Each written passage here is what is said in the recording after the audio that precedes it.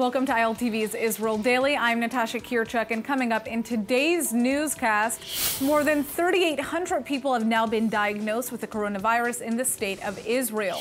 Israeli Prime Minister Netanyahu and blue and white leader Benny Gantz are closer than ever to forming a unity government. And we have the scoop on how you can still spoil your loved ones with gifts from Israel without ever leaving your home.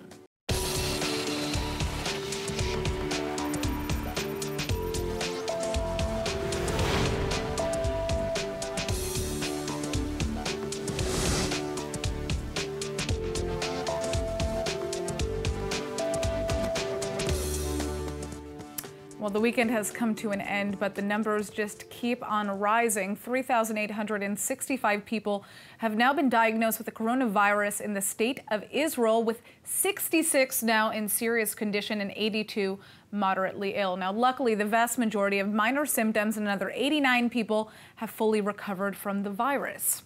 14 people have now passed away, sadly, from COVID-19 in Israel. And on Saturday, an 82-year-old Israeli tourist died in an Italian hospital after contracting the virus. As the death toll rises, the Israeli Prime Minister is now warning that Israel could go into full lockdown on Monday if there isn't a decrease in confirmed cases by then. Netanyahu has held a series of discussions with top ministers over the weekend to mull additional movement restrictions in the meantime, as the health ministry fears that the upcoming Jewish holiday of Passover could lead to a boom in infections. Now, since Wednesday at 5 p.m., Israelis have been ordered to remain inside their homes unless they have something essential to do, like buying food or seeking medical service or taking a short walk that is no more than 100 meters away from their home. And the police have already begun enforcing these regulations. They've handed out over 1,300 tickets with fines upwards of 500 shekels or $140 and even imprisonment. The government's newest potential directives could now restrict people to within 2 to 3 kilometers of their homes to buy groceries and supplies, and instruct supermarkets to allocate 2 hours a day for senior shoppers only. Now, in the meantime, the Israeli Health Ministry is instructing the Mad'a emergency service to begin collecting plasma from Israelis who have recovered from COVID-19, all in hopes of developing experimental antibody treatments for those who are sick with the virus. The health ministry is now urging Israel's ultra-Orthodox Jewish communities to wake up as coronavirus infections continue to soar in their communities.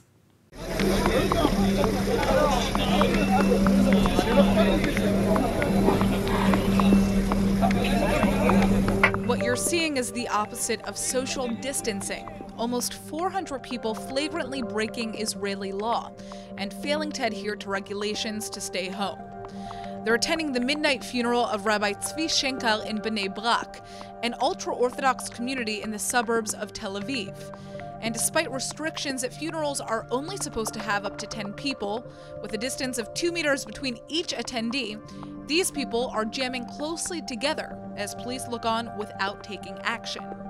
הקלטו את הכמויות האנשים דבוקים אחד בתוך השני, אי אפשר לראות את זה בסרטון. Right now, reports show that the two cities with the highest rate of COVID-19 infections are Jerusalem and the largely ultra-Orthodox town of Bnei Brak. In fact, the number of patients in Bnei Brak has increased 8-fold every 3 days. And officials say the high numbers are because people just aren't listening.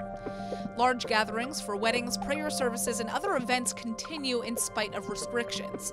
And there have been several clashes between members of Haredi communities and police as they attempt to enforce social distancing orders. Earlier this week, a government body reported that synagogues have been a top contagion spot in Israel, with infections in the holy temples accounting for nearly a quarter of known cases not brought in from abroad or contracted at home. But many ultra-Orthodox say they just haven't been receiving quarantine notices from the health ministry because of their lack of access to cell phones, television, and the internet. Religious leaders have increasingly made moves to stem the spread of the coronavirus, heavily curbing prayer services and even allowing the use of phones on Shabbat for virus warnings. But the Israeli government is now considering quarantining the entire city of Bnei Brak and its 200,000 citizens. Now, as the number of coronavirus cases increases in Israel, many of us are wondering whether or not the rise is a result of more testing or a result of people failing to adhere to social distancing. Well, joining us with some answers, hopefully, is Dr. Asher Shalmon, the head of the International Relations Department in the Ministry of Health. So Let's begin with the number of COVID-19 infections in Israel. Why are these numbers continuing to grow? Good afternoon. Well, it is working like we had predicted by the curves. It's not extremely high. We had even a world forecast, and it's quite in the boundaries of where we believe that we would be at this point of time. Now, are we seeing a positive or negative trend with the infection rate? Because we're hearing new reports that there are going to be even stricter regulations starting tomorrow, if not a full lockdown. Well, it's a bit too early to say because we would see last week action into the curve just, I believe, at the end of this week or the beginning of next week. But we have some clues that put us in a point that we do see the effect of the last closure regulations. Why this lockdown then? Well, it seems that we are still rising in number, and we have to tighten the regulations because still there are too many open gaps that people are getting infected through. So we would diminish the amount of people leaving home to work. We would shorten the time that people are exposed in shops and other shopping events. We'll try to reduce people which are wandering out of their homes with no good reason. It's not going to be a full lockdown. It is going to be just a bit tighter closure than we had till now. All right. Now, right now, there's a big concern about the lack of respirators in Israel for coronavirus patients. How is Israel dealing with this? Well, we are trying to purchase ventilators all over the world. It became quite a wild market. People are buying second-hand ventilators, trying to sell them in ridiculous prices. There is a shortage. We experienced events where we had already a closed deal with a tight contract, and the supply just disappeared. We had issues like that, but hopefully we are somehow successful in collecting a substantial number of new ventilators.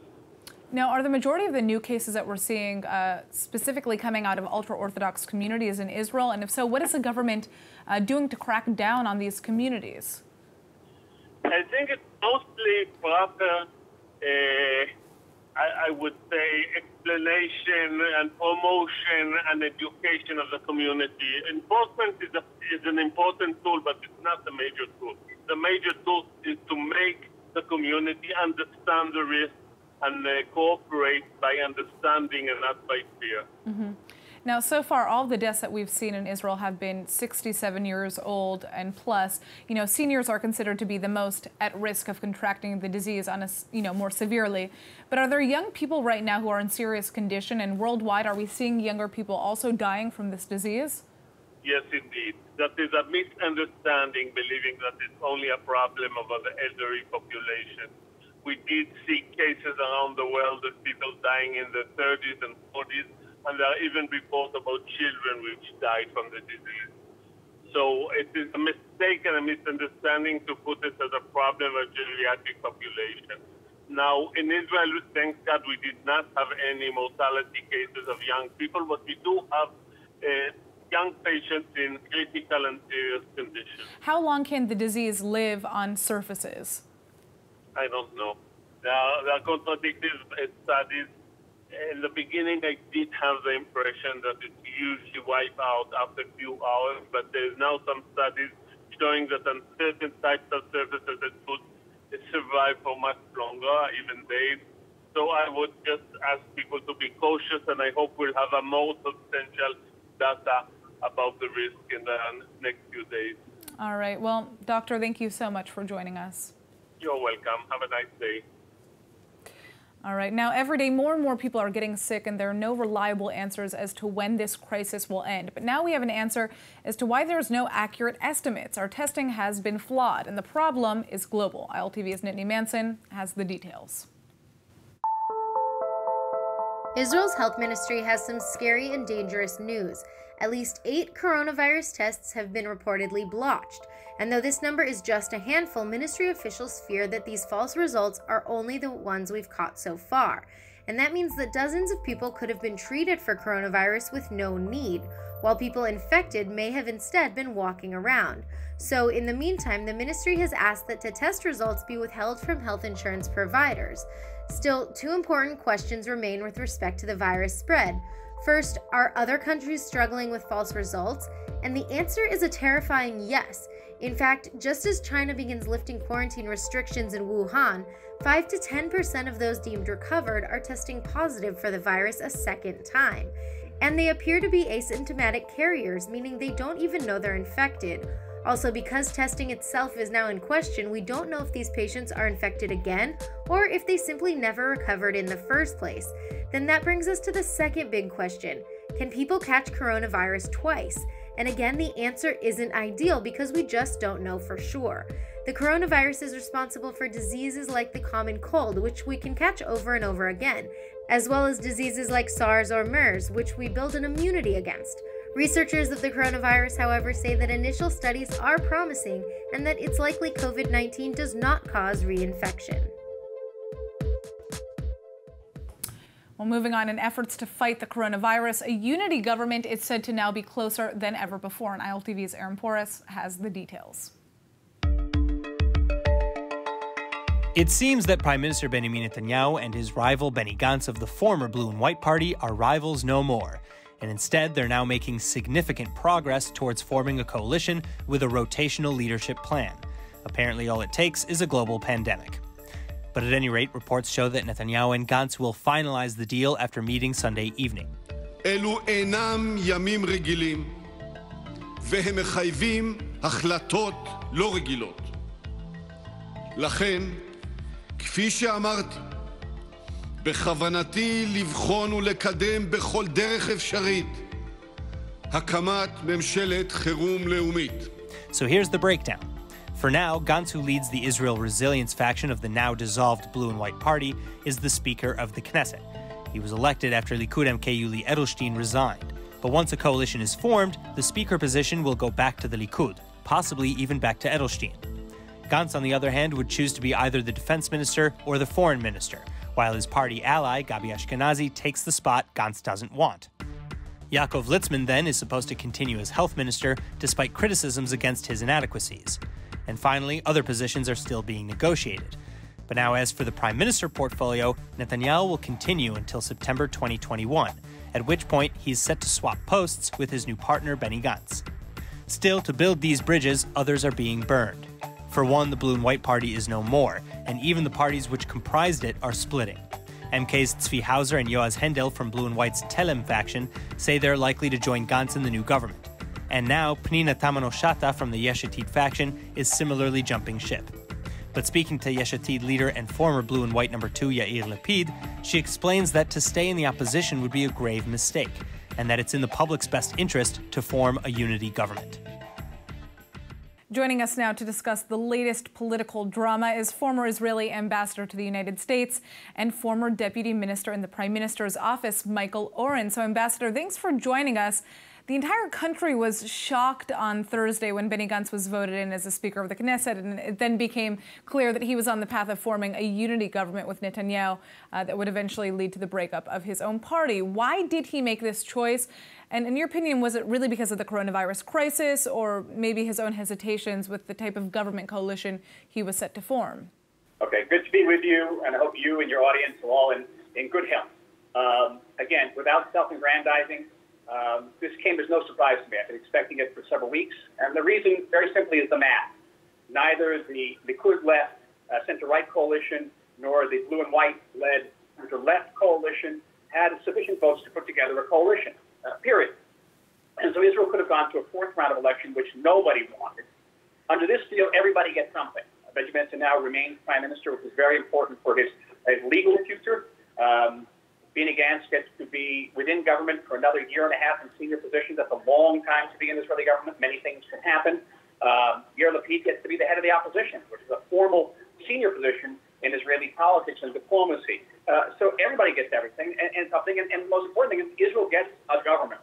And that's extremely important now at the height of the coronavirus crisis, but also in the future as we begin to grapple with issues like the Trump peace plan. Now, Benny Gantz and Benjamin Netanyahu, they met yesterday and are expected to meet again today to discuss the unity government. In that deal, like you said, Netanyahu would serve as prime minister for the first year and a half, and then Gantz would take over. But top political analysts are basically predicting that that isn't going to happen. What is your take? Well, top political analysts have predicted many things that haven't come about. I can't tell you how many times I sat in Knesset and listened to top political analysts telling me that Benjamin Netanyahu was in the last year of his term in office. That was 5 years ago. It's always premature to eulogize Mr. Netanyahu. I think we don't know. And I think that there are many unforeseen developments and circumstances that can happen. I think there's going to be a tremendous pressure on Netanyahu to keep this promise, and not only from within the Likud, but from outside the Likud.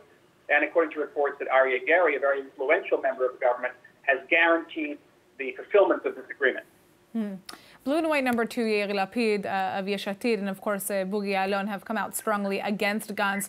They're accusing him of giving in to Netanyahu and failing his voters as a result. But we're still seeing, members from Ya'alon's party, 3 in fact, switch over, and also a Knesset member from Yesh Atid. Can we expect to see more people breaking out of their respective parties and joining this unity government? Well, some members of the Blue and White said they wouldn't go over to the government. Yes, there'd be some shuffling. But basically, the numbers are there. There is a coalition. And I think that is a source of relief for the Israeli electorate, and hopefully that this Israeli government can begin to grapple with this crisis even more effectively. Now, there are reports that Gantz is choosing between the defense minister position and the foreign minister position, but is leaning more towards foreign minister. Why is that the case? Because the foreign ministry position is the most sought-after position in Israeli governance. First of all, it's not a hard position. You actually get to sleep, something you don't get to do as defense minister or as finance minister, for that matter. And also, you never can lose. You're always representing Israel as a good guy. You get to get a lot of photo ops with foreign leaders. You look back in Israeli history, virtually nobody ever failed as Israeli foreign minister. So it's a high-profile, low-risk job that enables you to engage in politics and not just do your job. All right. Thank you so much for joining us, Ambassador, and we would be happy to have you back again to see how this all plays out. Be healthy. You too. Bye-bye. Bye-bye. All right, moving on to some lighter news. Finally, the Jewish holiday of Passover is just around the corner, and lots of families like to give each other special gifts, especially ones that are made right here in Israel. But just because you're stuck on the couch being a responsible social distancer, it doesn't mean that you can't buy something special for your loved one. And joining us now is Ido Magal, the founder of the Israeli natural cosmetics company Lavido. So your company is known for its leading natural skincare products, which I imagine are pretty necessary nowadays when you're stuck at home and aren't really getting out as much and getting that vitamin D that you need. So what kind of products are you offering as the perfect gift for responsible social distancers? Now, we create here vegan, certified organic products made with amazing raw ingredients that we grow here in Israel. All the products are dermatologically tested and clinically proven. Lavido is a brand that I started 16 years ago when I was a student for herbal medicine here in Israel. And as my personal need is now to send gifts to my friends around the world and family, I wanted to bring something nice to my clients to be able to send gift sets to their loved ones. So we have bundles, we created bundles, small one, big ones with bar soaps, amazing bar soaps that are made from cold pressed olive oil that we grow here in the Lower Galilee where I live, where I'm now broadcasting from. We have hand lotions, we have bundles with hand lotions and bar soaps and skincare. We have just skincare. We have so many different versions in so many different budgets that you can buy online and ship it to anywhere in the world that you like to. Wow. Now, I understand that some of Lavido's products have the extracts of Israeli plants that help you relax, which also is very useful during this stressful time. What extracts do you recommend in particular for staying calm? Yeah, aromatherapy is my background. This is how I'm creating the products. Mm-hmm. Essential oils are helping us to calm and reduce stress, especially in those days, which are all going through very challenging days. I really recommend you guys to use any kind of a citrus essential oil, put it in a diffuser at home, and also lavender. So if you have mandarin or tangerine or grapefruit or pomelo or even orange essential oil, you can use them in a diffuser. You can let them be vaporized to the air. I promise you a more calming and relaxing day during the whole day. Well, and I think now more than ever, we need these products that are healthy for our skin as well, because we're using all these kind of hand sanitizers and you don't always know what products are in them, whereas what you guys have is natural. So for those who are interested in ordering Lavido products, what countries do you ship to? We ship from the U.S. to Israel, from Israel to all over the world, from the U.S. to Canada. We ship to Europe, in Europe, and outside of Europe to Europe. we've done the whole 9 yards to make sure that our customers and people that love to share those kind of products with their loved ones will be able to do it in those days. Perfect. All right. Well, that's lavido.com if you want to order online. And again, thank you so much for joining us. I think it's really important for people to know that there are products out there that you can use to stay clean that are also good for you. Thank you very much. I appreciate it. And you can go also to lavido.ca.co.il, which is the Israeli website if you speak Hebrew. And if you're in Europe, you can go to lavido.nl. Perfect. All right. Thank you. Stay safe and happy Pesach. Thank you. Toda. Now, since the beginning of the coronavirus outbreak, Israel has been way ahead at implementing efforts to stop the spread of the virus. In fact, Israeli Prime Minister Netanyahu has been at the forefront of spreading international awareness about the danger of COVID-19, with world leaders like the Austrian Chancellor claiming it was the Israeli leader that shocked him into taking action. Well, joining us now to discuss is international affairs commentator Tom Gross. Now, Tom, Israel isn't necessarily known for having the best public image across Europe, but is that changing as a result of the Israeli government's quick response to the coronavirus crisis? Well, I wouldn't say it was going to change massively, but yesterday the BBC, that never tires of criticizing Israel, offered very rare praise, and it cited Israel as a country that had brought home its citizens from India, Peru and elsewhere, whereas British citizens are struggling to return by themselves. And on a political level, like you said, not just Austrian Chancellor Kurz, but the Czech Prime Minister Babiš publicly praised Netanyahu for jolting them into early action. There was a conference call that Netanyahu organized 3 weeks ago on March 9th. And those leaders who listened into the call took early action. They imposed self-isolation rules, limited public gatherings. And as a result, a country like the Czech Republic has 11 fatalities, whereas other small European countries that did not listen to Netanyahu, like Belgium, has 353 fatalities, and the Netherlands has 639 fatalities. Right. Now, how is my question is how the Israeli Prime Minister is viewed worldwide now, especially following the outbreak of COVID-19. Well, he was already regarded as one of the more prominent, influential people on the world stage. He regularly consults with Trump, with Putin, with Indian Prime Minister Modi. So I think his swift early action on the virus crisis has cemented his image. And, not just internationally. Look, even Benny Gantz has now recognized Netanyahu has offered important leadership on this issue. Right. Now, let's talk about the UK, your former stomping grounds. The UK was one of the slowest countries to respond to the coronavirus outbreak. And now British Prime Minister Boris Johnson has been infected with the disease, along with many other leading figures like Prince Charles. What happened there? And did Israel have any impact on how, the UK's response changed? Yeah, I think the problem with the UK is they couldn't make up their mind. Did they want herd immunity like Sweden or social distancing? It was only a few days ago they were still allowing big football matches, unlimited use of the London Underground, the Metro and so on, at a time when other countries were limiting those things. So I fear Britain may now have the worst of both worlds from this mixed approach. All right. Well, Tom Gross, thank you so much for joining us. Thank you. All right, well, on that note, let's take a look at the weather forecast. It's a beautiful spring day in Tel Aviv with sunny skies and a high of 21 degrees Celsius or 69 Fahrenheit. And Monday is expected to be even warmer with a high of 25 Celsius or 77 Fahrenheit, but skies should be partly cloudy. Either way, stay at home and enjoy the heat from your open window. And now before we go, let's take a look at what is going viral in Israel.